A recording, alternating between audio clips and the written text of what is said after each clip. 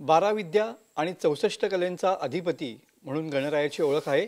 सध्या कोकणवासियांना या ठिकाणी गणपती आगमनाचे वेध लागलेले पाहायला मिळतात आणि त्याचमुळे कोकणातल्या अनेक गणेश चित्रशाळा या लगबगलेल्या पाहायला मिळत आहेत आणि या गणेश चित्रशाळेमध्ये सध्या गणपती मूर्ती घडवण्याचं काम या ठिकाणी सुरू असलेलं पाहायला मिळतंय। आपण असंच खेडशीमधल्या एका गणेश चित्रशाळेमध्ये आलेलो आहोत आणि या ठिकाणी सुबक आणि तेवढ्याच देखण्या गणेश मूर्ती घडवण्याचं काम सध्या सुरू असलेलं पाहायला मिळतंय।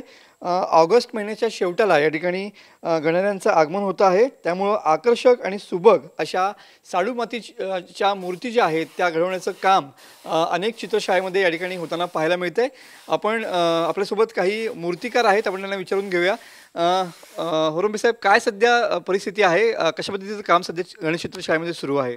आता सध्या तरी मातीकाम आटोपलेलं आहे, तर आता रंगकाम सुरू होत आहे आणि कपडे घालायचं काम, सोनेरीचं काम आता अंतिम टप्प्यात येत आहे आणि रेखणी वगैरे आणि लोकांच्या मागणीनुसार हळीफेट धोतर फेटे ह्याचं लगबग सुरू आहे। बरोबर आहे। सध्या मातीचं काम पूर्ण झालेलं आहे, आकर्षक गणेश मूर्ती या ठिकाणी दिसत आहेत। नेमकं गणेश मूर्तींवरती नेमकं काय काम सुरू आहे? सध्या कपडे भरणं, अंतिम टप्प्यात सोनेरी आणि किरकोळ दागिने लावणे ह्या पद्धतीचं काम चालू आमचं आहे।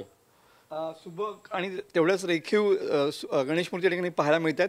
कुठल्या गणपतींच्या मूर्तींना या ठिकाणी जास्ती मागणी असलेली पाहायला मिळते? सध्या तरी दगडूशेठ, टिटवाले, माऊली आणि तर कोचवाले गणपती असे मोठे मोठे गणपती लोकांना चालतात।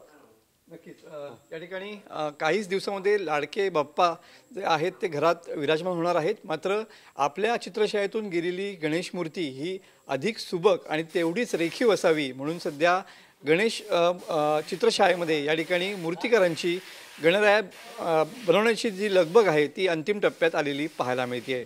कॅमेरामन समित गजनेसह मी मनोज डेले, TV9 मराठी, रत्नागिरी।